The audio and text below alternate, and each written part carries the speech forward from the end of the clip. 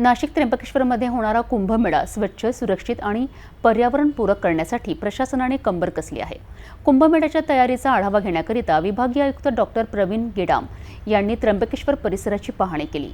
या भेटीदरम्यान त्यांनी साधू संतांशी संवाद साधून त्यांच्या सूचना जाणून घेतल्यात, ज्यामुळे कुंभमेळ्याचं नियोजन अधिक प्रभावी होईल।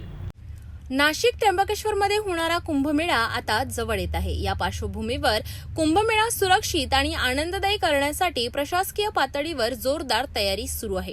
याच तयारीचा भाग म्हणून विभागीय आयुक्त तथा कुंभमेळा विकास प्राधिकरणाचे अध्यक्ष डॉक्टर प्रवीण गेडाम यांनी वरिष्ठ पोलीस अधिकाऱ्यांसोबत त्र्यंबकेश्वरला भेट दिली। यावेळी त्यांच्यासोबत विशेष पोलीस महानिरीक्षक दत्तात्रय कराडे, जिल्हाधिकारी जलज शर्मा, पोलीस अधीक्षक बाळासाहेब पाटील आणि अतिरिक्त पोलीस अधीक्षक आदित्य मिरखेलकर उपस्थित होते। या सर्व अधिकाऱ्यांनी त्र्यंबकेश्वरमधील विविध शैव आराखड्यांना भेट दिली। यात महानिर्वाणी, आनंद, बडा उदासीन, नया उदासीन, निर्मल, अटल, जुना आखाडा, निरंजनी, आवाहन आणि अग्नी या प्रमुख 10 आखाड्यांचा समावेश होता।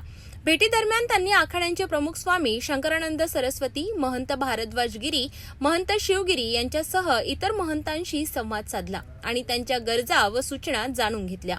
प्रशासनाकडून कुंभमेळा स्वच्छ, हरित आणि सुरक्षित करण्यासाठी सर्वतोपरी प्रयत्न सुरू असल्याचं डॉक्टर गेडाम यांनी सांगितलं।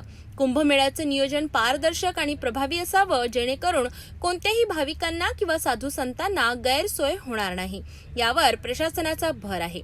प्रशासनाने दिलेल्या या आश्वासनामुळे साधू संतांमध्ये समाधानाचं वातावरण आहे।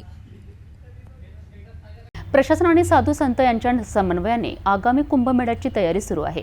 विभागीय आयुक्त डॉक्टर गेडाम यांनी साधू संतांशी थेट संवाद साधून त्यांच्या समस्या जाणून घेतल्या आहेत।